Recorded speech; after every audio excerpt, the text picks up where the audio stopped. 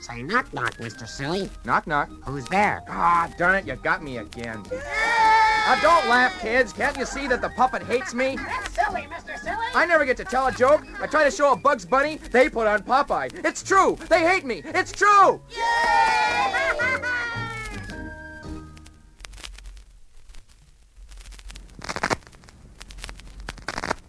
Tonight, Minnesota Land Invasion presents, without commercial interruption, Six Gun Fury. But first, a brief documentary about the state of Taconite today. Here's Earl Willis. Taconite. What is it? And who's asking? Well, you if you're smart. And some 200 million Americans should be asking this question. What is taconite? Well, try to imagine a world without taconite for a minute. Hard to do, isn't it? Hard to imagine a world without transistor radios, chain-link fences, ultra-thin TVs, and orgasms. So where does taconite come from? Who better to ask than Sven Fussball, taconite foreman? It comes from the ground there. From the ground and into our homes, taconite has always been the uninvited guest. Let's go back in time to find out why.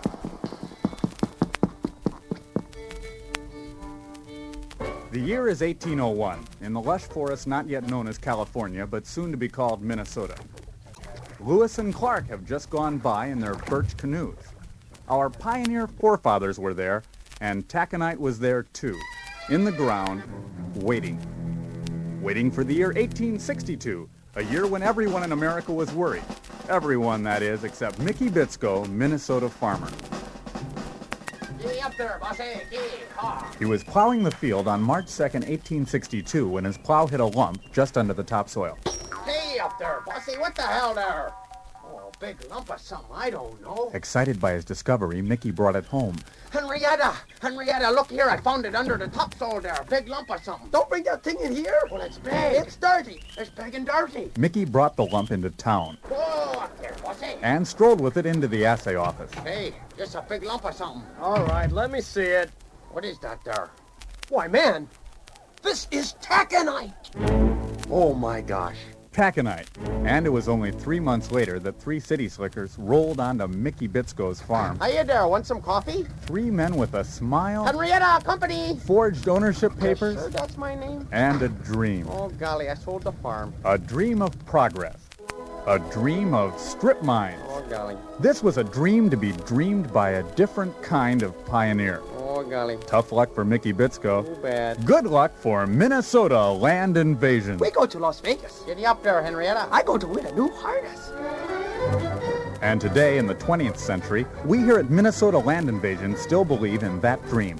Let's follow taconite foreman Sven Fussball as he shows us around the plant. Earl, this is the conveyor belt there, you know, where the taconite lumps come up from the ground. As the taconite travels on its way, it is heated by tungsten lamps to 600 degrees centigrade. Up along the corrugated roof there, Earl, you can see the squirrel cages. That's where the squirrels are dying so the people won't have to. And into the microme vat goes the taconite, where it's converted once again into molten ore.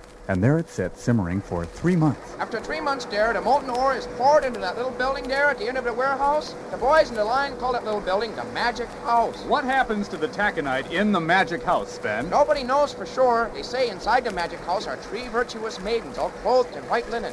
They touch the taconite with birch wands, turning each lump into common household objects. That's what they say. What really happens, Sven? You got me, Earl. Whatever it is in there, I just know I got to oil it every day. You can see things coming out of the Magic House now. Whoops, too many toothbrushes. I got to go bang on the wall. What happens next, Sven? Huh? Oh, the boys in shipping take the objects and box them up. Sven is right. A product is not a product unless it's in a box. What's this, Sven? I don't know. I think it's a tire. It's too big. This box is too big. Nobody knows what goes into the Magic House, but what comes out is no secret to the American consumer. All boxed up and ready to go. Into the trucks, boys. Onto the trucks, Into the box cars, boys. onto the boxcars, Into the homes, boys. and into our homes.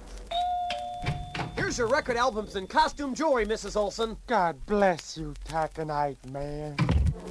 Yes, God bless taconite, because happy metal means happy products. And happy products mean happy stockholders here at Minnesota Land Invasion, where you are a problem for for us.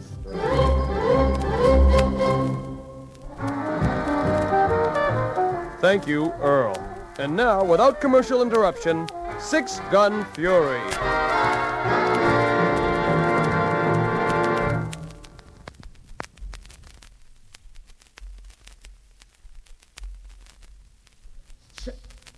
Tom, tom, snare, nah, bonk. We're the Marones. I stepped on a nail, I need a tetanus shot today! Bolívar!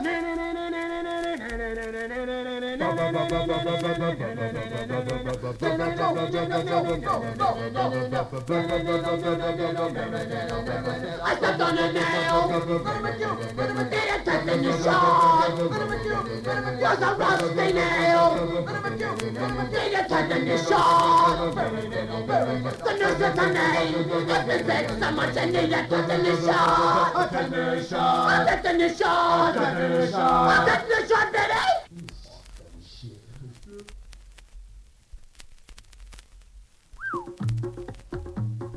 Bomba. Jungle boy! Bomba. Jungle boy! You know, Aunt Romaine was most coherent for the greater part of the morning. Right after breakfast, she looked me right in the eye and said that when Bomba comes, she'll be the one to do the talking. What do you suppose she meant by that? I don't know. But she said it just as clear as she could say it, and I understood every word of it. That should be Bomba. Oh, good, it's Bomba. Right on time as usual. I can't hear you. The whistle is drowning out all the noise. The trains do that. I don't know what you just said, Doctor. If it's the same as the first thing you said or something else, I can't tell. And here's Bomba. Look, that must be Bomba. Bomba! Is this Washington, Missouri? Yes, Bomba. Hi, I'm Bomba. Dr. Peterson. This is Ruth. Hello, Bomba. We will be your sponsors for your stay here this summer. I want to go home. Why? I do not belong here. I am Bomba. He is Bomba. I can run faster than the jaguar and climb like a monkey through the trees. There are plenty of trees to climb here and fields to run through. Missouri trees. It's not the same. Bomba. Jungle boy!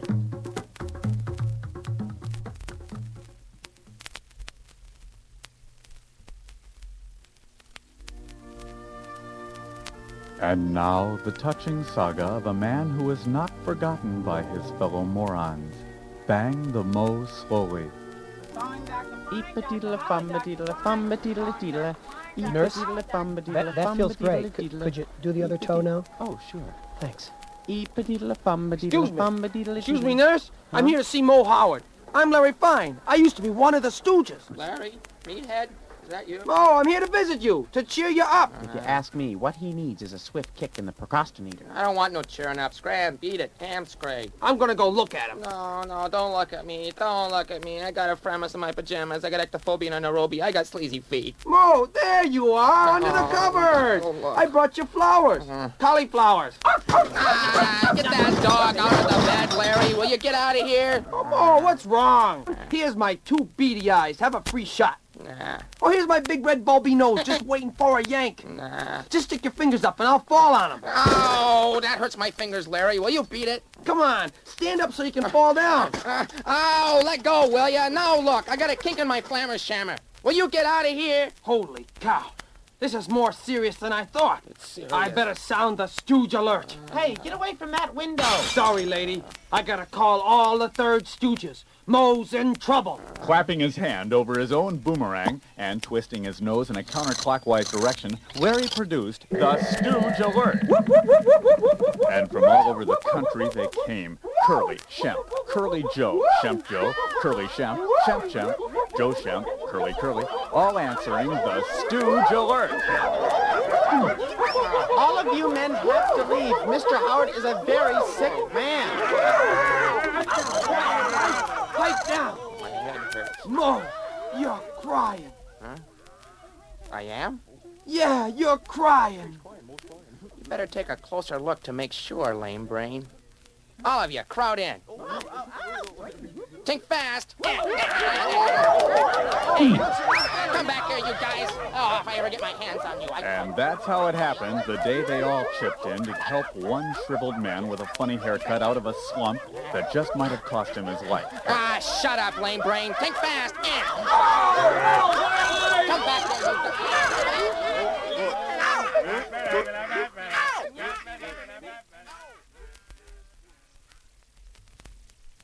Name of book, Fuzzy Squirrel of the North. Author of book, Jim Kajelgard. Number of pages, 98 pages. Setting, Fuzzy Squirrel of the North takes place up north. Characters, Fuzzy, Mrs. Fuzzy, Fuzzy's mom, the mean hunter who's careless with matches, and some chipmunks. Plot, Fuzzy's mom gets made into a stew, so Fuzzy's an orphan, but he has many interesting adventures. He gets married and has baby squirrels until the forest fire comes. What happens when the forest fire comes, you'll have to read for yourself. Favorite part? I like the favorite part where Fuzzy learns to fly. Letter from Mr. Silly. Oh, God, not the mailman. Your letter came back, Mr. Silly. What? You forgot to stamp it. Ow!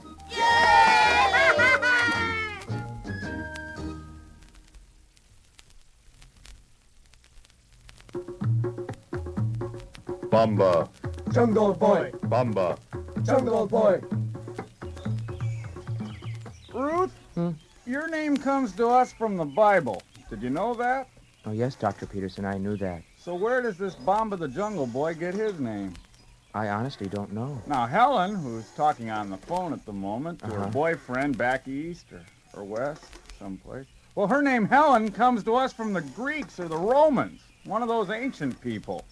I wish we were ancient now. We've lost that quality. Bomba hasn't. No. He'll be a cold and frightened little boy so far away from his jungle home. Oh, yes. Summer in Missouri, hot and humid as it may be, is no match for the steaming spunk holes of central Kunjubi, where snakes slither upon each other like hairs on the same head, hidden from the light of day by the other hairs above them, which are not like snakes, but like trees.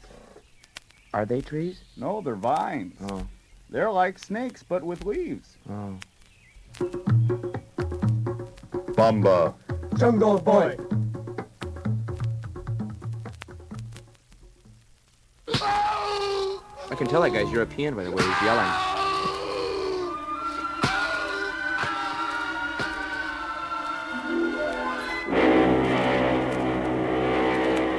Bon voyage! Bon voyage! It's cold out here, Uncle Bill. Just stay out there. I don't think I can live much longer Stay without... out there. Stay out No, there. I don't have no shoes. Honey, in don't my- look at him. Don't look at him. It's horrible. Oh, my God. More boards. More boards. We got to board up the windows. The things we have to do to get a new Mr. Silly. Don't answer the door. God only knows what's out there. Sir, would you talk to us? Certainly. I have performed several of my plans concerning the state of contemporary man. This is another. For me, a cup, Caffeine Zombie. An 8 o'clock kickstart, 3 I dump down, then a stiff black 10 o'clocker makes my heart pound. 3 cups of instant ought to get me through noon. Yeah, I gotta lay back so I don't peak too soon. I'm a cup, Caffeine Zombie. I gotta percolate your eyes in a drip grind mind, freeze-dried nerves in a flavor crystal spine. No, thank ya. It's cappuccino time. I'm a no-dose daddy with my Java mug at 9. I'm a cup, Caffeine Zombie. Nosedive. I'm a cup, Caffeine Zombie. Mama, everything's turning black. I'm a cup. Can't wait to get up in the morning and have some nice coffee. Thank you. All the way out from Argo-Fay, Iowa. They call themselves the Transvestite Farmers Association. And give them a big hand, because they're pretty nervous, I think. They've never been in California. Come on, let's bring them over here. That's them. Thank you all. God bless you, everyone. God bless you. No peeking up the dress now. Get yourself a bad neck-breaking job. Get yourself a mouthful of Sears sneakers, what you get. Johnny and me, we was there in Argo-Fay at the very beginnings of agricultural transvestitism. The damn fact. Fact, the way the whole thing sort of got started was the night of our high school senior prom. You know, out there in Iowa, women's high school athletics were real big. A real big deal. And come the night of our senior prom, if all the gals weren't tied up in a big basketball tournament down in Clinton. Well, there weren't a woman to be had in the whole Argo-Fay. We was in a tither. We couldn't give up our senior prom. We had the balloons all blowed up. Theme selected. Little paper gondolas there and all the tables for a night in Venice. Crepe paper all over the goddamn gymnasium. We didn't know what. No, we sure didn't. Till the father of agricultural transvestitism, Roy Acup. God rest his soul. God bless him. We're going to miss him. We're going to miss him.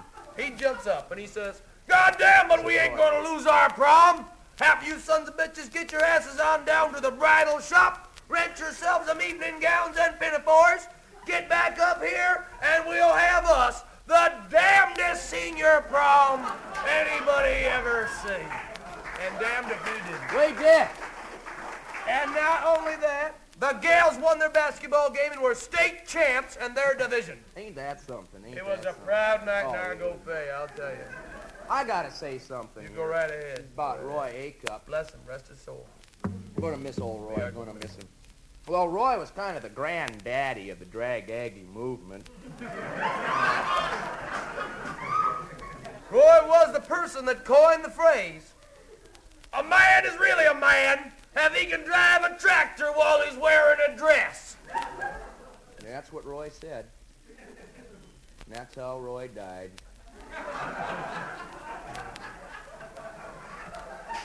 To start out with here tonight, we'd like to do the Transvestite Farmers Anthem. Sort of tells you what we're all about. And I think there's some room there in the back if any of you want to march around. Well, to look at me in dresses, well, you'd think it wasn't right. But let's take a look at history and some legendary powers. You wouldn't laugh at Caesar in his long and flowing robes. And he's the man who made his country great, and so is ours. Let's take a look at emperors in the Enlightenment back then. A man like Louis XIV, the president of France. You'd say he was a sissy 'cause he had such curly hair. But he's the man who made his country great, and so is ours. And we're the men who cruise along the pipeline. The way we dress just don't get in our way. Except for maybe barbed wire snagging hemlines. But to be a man, that's just the price you pay.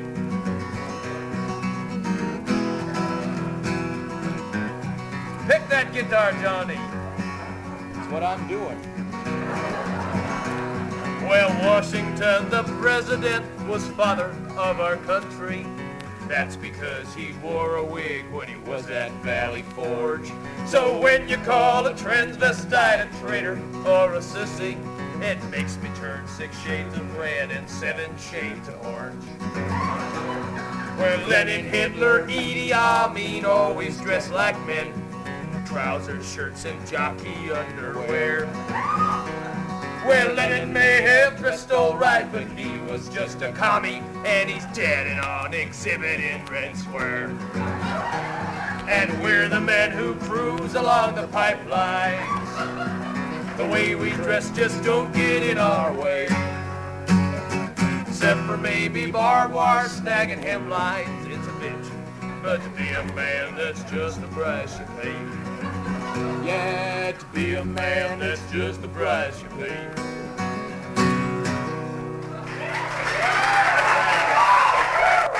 God bless you. Thank you all very much. Thank you.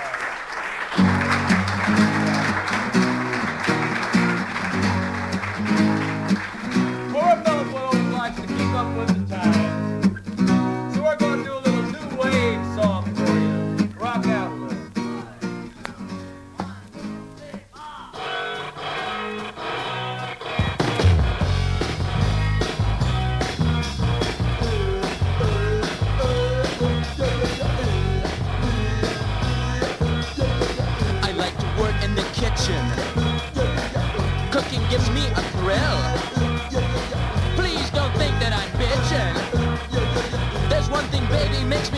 take a pill and that's household appliances. Give me a pain. Household appliances drive me insane. Household appliances hurting my brain. Household appliances. Blender doesn't send me. Leave me alone. Hard to enjoy all the comforts of home. I've blown all the fuses. I'm blinded by chrome. The sewing machine is just so. Household appliances. Household appliances. Household appliances. Household appliances. Decorator colors make me sick. The Vegematic slices the tomatoes too thick. I hate the bathroom in its coral pink. I hate earth tones. I hate lime green. I hate electricity. I hate microwave ovens. I hate the light that goes on inside refrigerators. I hate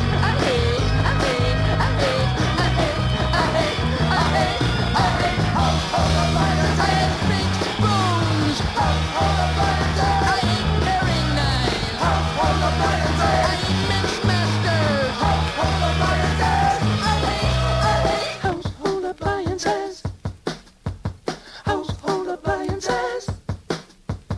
Household appliances. Household appliances.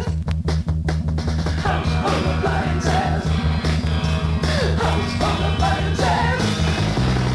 Household appliances. Household appliances. Household appliances. Stop.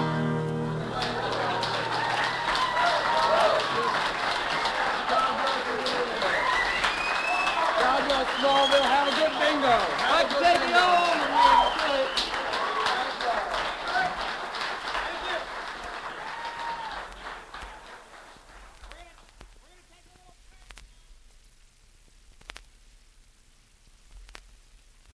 Hey, what's flat and black and plastic and groovier than anybody? Me. I'm the record. Not the voices on the tracks. I am the record, and I have more fun than just about anybody. You know why? 'Cause I just lie here and run a needle across my face. You can do it too. Come on. Just lie on the floor. Now, you're bigger than me, so instead of a needle, you'd better use a steak knife. Okay, now lay down. All right, now lower your arm and make circles. Well, of course it hurts the first time, but the second or third time, after you get the grooves made, it feels really good. Now lay back down and make circles. Come on, put more pressure on your arm. Look, it's got to be balanced. You just stick in there now. There's a whole lot of places I ain't been before. There's a whole lot of places I ain't been before, and a lot of places wouldn't let me in before. But I don't care if I'm sick and getting old, 'cause I'm gonna sit right here and dig a hole. So on the other guys, I just like it here. Bend over, Mr. Silly. No, don't make me. Ah!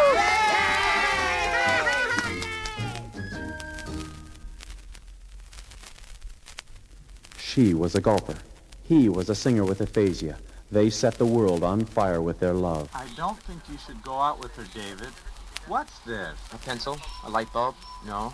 It's a chair, darling. Tomato. Yeah, I knew it all the time. Go out with who? What about my singing doorway? A career? Nothing stood in the way of their love. I was 12 under par, honey. That's wonderful, pencil. Dear. Dear wonderful. But the world was against them. I think you have to stop seeing this boy. You don't understand, Dad. He brings me luck. He carries my clubs.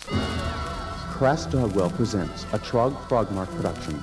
Love Under Par. Rick Loeb as you've never seen him before. What's this? What is it? Tanya Shirt in her screen debut. Oh, Daddy, buy this for me. Love has never been this dangerous. Susie, look out for the banana. The coin watch. Are you okay, honey? Love has never been so young. Love Under Par. I think I'm in love. Glove. Glove. Put your hand in him. Great. Hear Rick Loeb sing Love Under Par. Love, love, love, love, love is like a golf ball rolling on the green.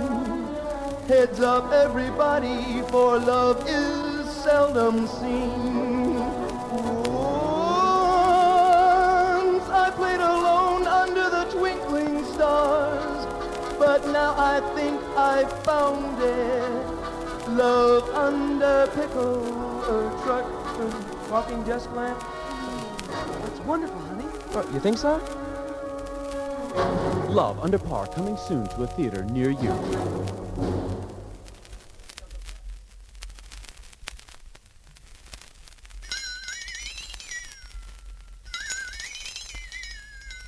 I'm the Swami. You ain't no Swami. Now watch. The spirits will move the ketchup. Ah, you kicked the table. No, I didn't, creep face. I'm the Swami. That's just a dish towel around your head. It's the turban of hoopy doopy. Now the spirits are gonna move the dishes. You pulled the tablecloth. No, I didn't, chicken mouth head fart. I got powers. You're just pushing stuff around. I am the Swami. I can make you go to sleep. Oh, yeah? Ow! Are you awake? Knock 2 times for yes. Ha ha! I did it. I'm gonna try my powers in the wood.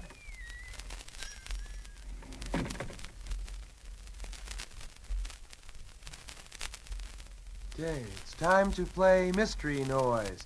Our lines are open, and our resident expert, Dr. Audio, will assist us when our listening audience fails to guess the mystery noise. And now, for our first mystery noise. The phone lines are open. Can anyone tell us what the mystery noise is? Dr. Audio, what did you think of our noise? Well, it was a very subtle, very complicated noise. Since no one else seems to know, do you mind if I analyze it? No, go right ahead. It seems to me that the mystery noise was a combination of several polished surfaces of either a metal or ceramic alloy, or perhaps both, sliding ever so gently out of a felt sheath, or perhaps across a medium-weight cotton bunting, or perhaps it was a potato rubbing against corduroy. It looks like we have a caller. Hello, can you identify the mystery noise? Of course you cannot. Wasn't that a saw? Yes, it was. Good work. Do I win an album? You win 2 tickets to the circus, Circus. Great. Give the man the tickets. It was too simple, too crude a noise for my taste. I hate the circus. I never cared for it much. I'd rather sit at home and listen to noises like... Oh, do you hear that? That was the bells of Capistrano, I think. No, that's the phone. Oh. Yeah. Oh, when are you gonna play some music again?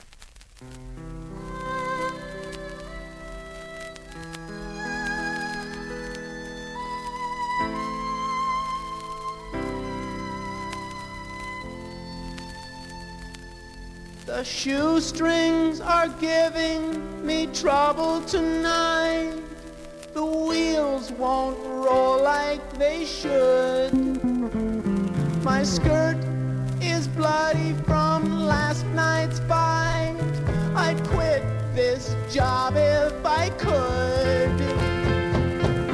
When girls collide, it's a roller derby massacre. Was she on your side? Number 14, her name was Janie, sir. My ankles are swollen and my uniform's torn. The Daily News is calling us fakes. Sometimes I feel like I've never been born. I've spent all my life on my skates. When girls collide, it's a roller derby massacre. Was she on your side? Number 14, her name was Janie, sir.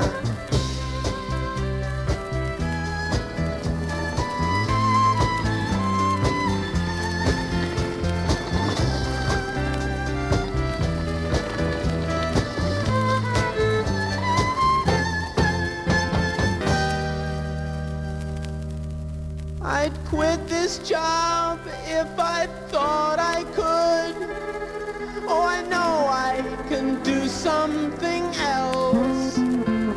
But I can't wait to get back on the track, to hit Janie right where she smells. When girls collide, it's a roller derby massacre. Was she on your side? I hate her, I hate her, I hate her, I hate her, I hate Janie, sir. No place to hide, When girls come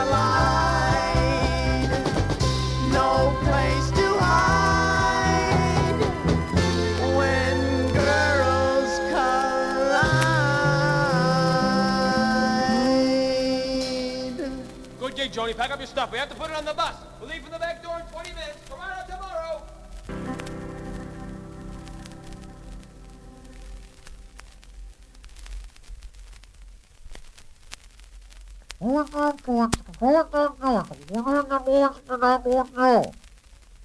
Does this sound like you?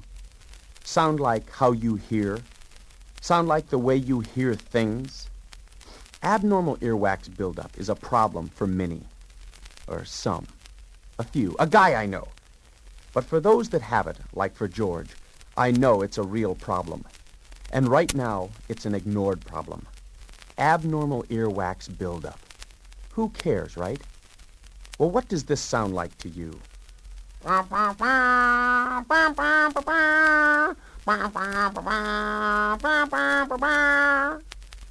That was Ella Fitzgerald listening to Chuck Mangione.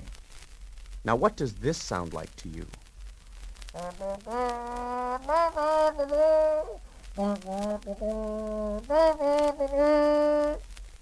That was Ella Fitzgerald with abnormal earwax buildup listening to Chuck Mangione. Doesn't sound like a whole lot, does it? Which is what someone with abnormal earwax buildup says to himself all the time. Doesn't sound like a whole lot. And you know what people say to him?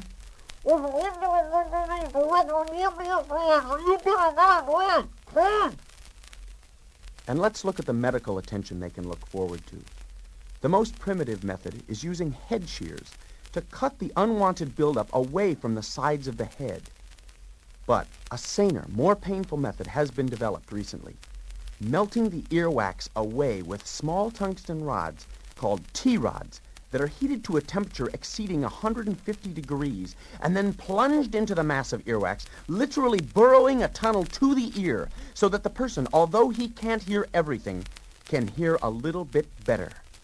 It would be much like if we were to hold toilet paper tubes up to our ears and hold our breath. Research assistants paid by the hour find this as a remarkable way to pass the time. They've also found that recent tax cuts are turning them into research volunteers. Research volunteer. How would you like to walk around all day saying, I'm a research volunteer? No, you wouldn't. Just like you wouldn't want to walk around all day with 10 pounds of wax sticking out of your ears. So if you care at all, you'll write somebody today and tell them to do something about this.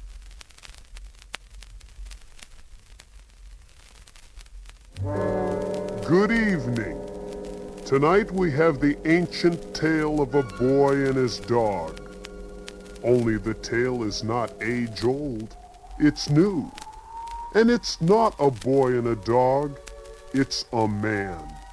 His name is Ken. A man with a tail and a dog with a tail. But which is which? We'll find out on tonight's adventure, Dogman. I'm Denny. Poor Ken was my brother-in-law. I remember how it all started. It was a cold winter night when I went to visit Ken. He was sitting in his den, reading a library book, surrounded by his collection of porcelain dolls. Ken? Huh? Oh, I can't help but notice that you've put your bookplate on a public library book. Well, as a community member, that book is as much mine as it is yours. What if I put my bookplate on that library book, Ken? Go ahead, Denny. I don't have a bookplate. Then there's no problem. Interesting book, though, Denny. Our Arcane Canines by I.C. Doggy, a French writer. Take a look at this woodcut. How many cuts could a woodcut cut if a woodcut could cut wood? Probably 5 or 8. I don't know. This is a woodcut of the devil, though, done by the Egyptians in 449 B.C. Amazing how the devil looks like our modern-day German Shepherd. Oh, I've always admired you, Ken. You can really stick in there and pay attention. I love dogs. Yeah, but I came here for a reason, Ken. My sister, your wife, Jennifer? Yes. Well, she's getting, how shall I put it? Worried? Yes. About you. Why? I love dogs. Ken, you've been married 19 years. Yes. Have you forgotten your anniversary is today? Oh, God, I have. Did you knock that over? No, Ken. Well, then, who did? I really had knocked it over, but I couldn't tell Ken. He really loved those little porcelain dogs. He must have had a zillion of them. It was almost a whole day before I saw Ken again, but I understand that night, after I left... Happy anniversary, honey. Oh, Ken, you shouldn't have. What is it? Well, open it. Oh. Okay. What is it? It's a Hummel ceramic. What is it? It's a barkless African Bazenji. What is it? It's your anniversary present. Oh, anniversary.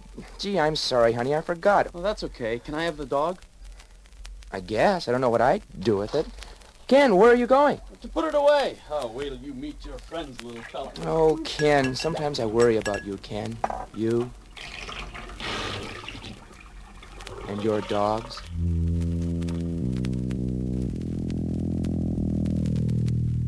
And I was worried, too.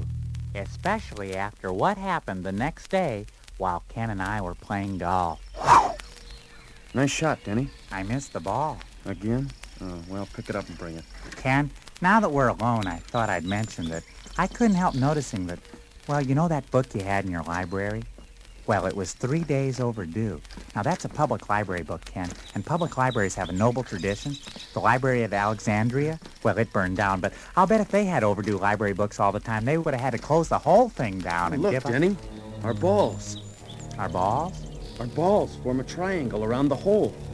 You think I should step in the triangle? No, Ken, don't go in there! Denny, standing in the triangle makes me feel dizzy. It makes me wonder if it's possible for us to communicate with animals.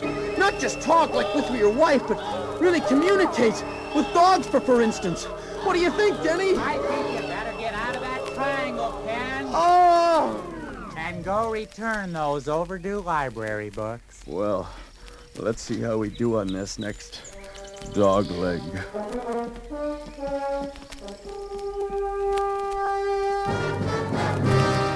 Ken was troubled. I could see it. And he finished out the game 30 over par. He was tired after that golf game, and you'd have thought he'd slept like a rock that night, but he didn't. Oh, I wasn't there, but Jennifer told me all about it the next morning. More coffee, Denny? I don't drink coffee. Let me tell you what happened last night. Oh, yeah, give me a meal. Ken, wake up. What's wrong? Are you dreaming? Huh? Oh, yeah, I was having an argument with the mailman. Go back to sleep, Ken. Oh, okay. So anyway, there's the story, Denny, about Ken and his strange dream. Mommy! What is it, Arnie? Mommy, Daddy won't let us play. He's nipping at our legs. He thinks we're trying to hurt each other. Make him come inside. Ken, get in here. Huh? Get on your feet, Ken. I was just playing with him. If you don't mind my saying so, Jennifer, Ken's feeling the pressure about not returning those overdue library books. Oh, get out of here, Denny. Ken, get your feet off the counter. Oh, the quiche is ruined. Daddy spilled the egg glue all over the counter. I'm going to go write it on the calendar. Ken, you're such a problem on weekends. I'm sorry. The overdue library book guilt was all pervasive. I understand it even affected Ken at work. Excuse me, Mr. Riggins? George? You wanted to rock with me in your office? Sure, Ken. Come on in and sit down. Could I offer you a breath mint? Oh, thank you. You don't have to beg for it. Ken, do you like your work? Oh, yes, sir. Well, I don't. Well, why don't you get another job? Ken, your work's been falling off lately. This Hamilton contract you turned in, it's all dog-eared. Mr. Riggins, I'd like a few days off. Do you think that will help, big fella? Ken? Oh, yes, sir. Is there something wrong at home? Nonsense! No! Look, Ken. Take as much time off as you want. And Ken, get off my desk. Oh, yes. Thank you, sir. I followed Ken to the bus stop. I hoped he was taking those books back to the library. 18th Street. I don't have the right change, driver. That's okay. Get on anyway. Oh, you're a sweetheart. Driver, stop the bus. Somebody else wants on. What? Somebody's late for the bus? Hey, thank you for calling this to my attention, passengers. I'll stop for it. Did you want to get on the bus, mister? No, I didn't want to get on the bus. I was just, chasing it. I'll let you on for free. No, don't make me go downtown. No. driver for a nut. That fella sure had a nice suit. Yeah. I wonder how he wore the holes out in the knees. Ken still hadn't gone to the library, so the very next day, Jennifer took Ken on a long car drive in the country. Even though it's raining and the weather's just terrible, I think this car vacation is going to do you a lot of good, Ken. Mom, Mommy, Daddy keeps jumping from the back seat into the front. He's getting hair all over me. His belly's all wet. He's just trying to get to the window, Arnie. Bologna, oh, Ma, he ate half my bologna sandwich. Arnie, why don't you roll down the window a little bit? It smells like a wet rug in here. Okay. Don't let Daddy jump out now. You comfortable, Ken? Mom, he jumped out. Oh, no. Oh, he's okay. He's running ahead of the car. What a fast day. I better catch up. I've got a good mind to just let him stay out there. I know why he jumped, Jennifer. It's because he felt guilty about all those overdue... Oh, shut up. Mom, look out! He's in the road! Ken, I could have run over you. Roll round the window. What? He wants you to roll down the window, Mom. But it's raining. Roll it round anyway. Oh, all right. Stop! The bridge is out. What are you trying to say, Ken? Stop! The bridge is out. Big river trout? Stop! The bridge is out. Arnie's a scout? The bridge is out. Oh, get back in the car, Ken. The bridge is out. Show him the baloney, Arnie. Get him back in the car. You got him. Hang on to his collar. Let's go home. The bridge is out. I'll turn the car around. Ken, don't shake yourself like that. Turn on the radio, Denny. Maybe we'll find out when this weather's going to let up. I'll scratch Daddy's ears. He likes Until further notice. Travelers advisory. The bridge is out. That's what he was trying to tell us. Stop! The bridge is out. You're a smart old man, aren't you? The bridge is out. I know something else that's out, been checked out for a long time. Ow! Ken bit me. Well, we'd been saved from the elements by the radio and Ken, but when we got back home and I was giving myself a tetanus shot and we were all drying out by the fire, there was a sudden knock on the door. Now, who could that be? Hello? The name's Farley, ma'am. Mhm. Library police. We received an anonymous tip about some overdue library books. Anonymous tip? Who could have I think I smell something burning. I'll just go to the kitchen for a minute. Yeah, someone at this address had some delinquent withdrawals. Yes? OQRs in the Dewey. Uh-huh. Let's see, religion and the occult, man and master, dog ancients. Dogs? Well, the only person in this household interested in dogs is Ken. Ken? Yes, Ken. He's lying there in the corner. Pretty funny, ma'am. Funny. Well, we don't check out our books to dogs. Dogs? Ken? Oh, no!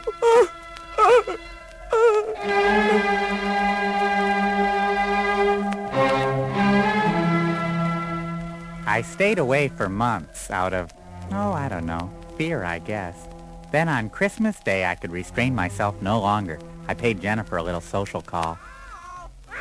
Turn that down, Arnie. Where'd you get that record anyway? Hi, Jennifer. Merry Christmas. Oh, hi, Denny. What a surprise.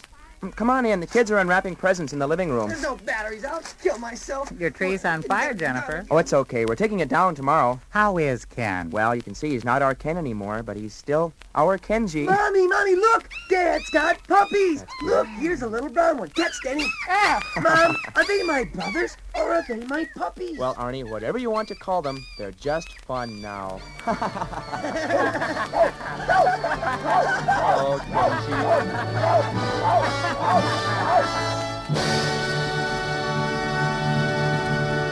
Well, there you are. This story ended happily. Thank God the museum wanted to buy those puppies. Otherwise, Jennifer could have never paid those heavy library fines. So you remember, when you check out library books, check out a little responsibility. Ow! Next week, another adventure.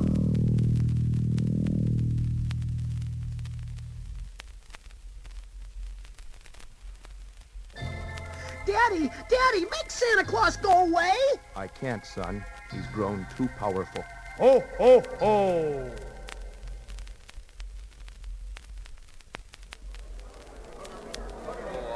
And sing rule Britannia all the bloody time, but one can get a nice tannia in these sunny climes. India's so very hot, it's hot as Moe and fire. It's hot as the sun that never sets on the British Empire, singing India, oh Calcutta, Kama Sutra yogis and the rest.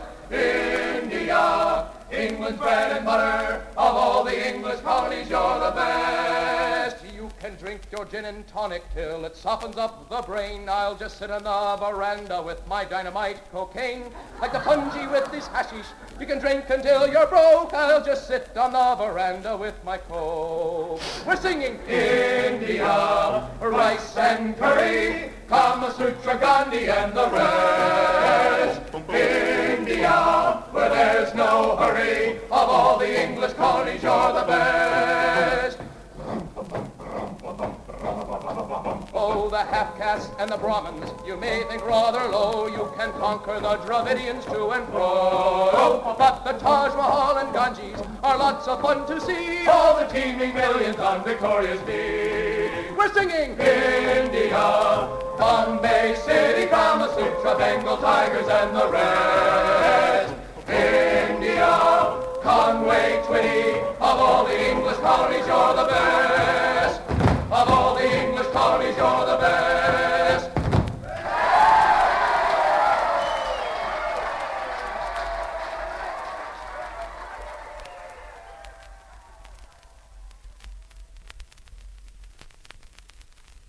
Hit Mr. Silly! Hit Mr. Silly! Hit Mr. Silly! Hit Mr. Silly! Hit Mr. Silly! Hit Mr. Silly! Hit Mr. Silly!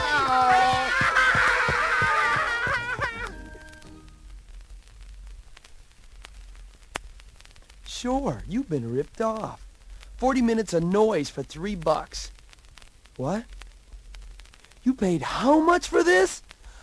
Oh, you could be listening to the radio for free, loser! To famous people who can play music, not just fart noises and boop boops. Some kind of beehole. There's a bunch of jerk butts they ran out of the Midwest for... Oh, look, he swallowed his face.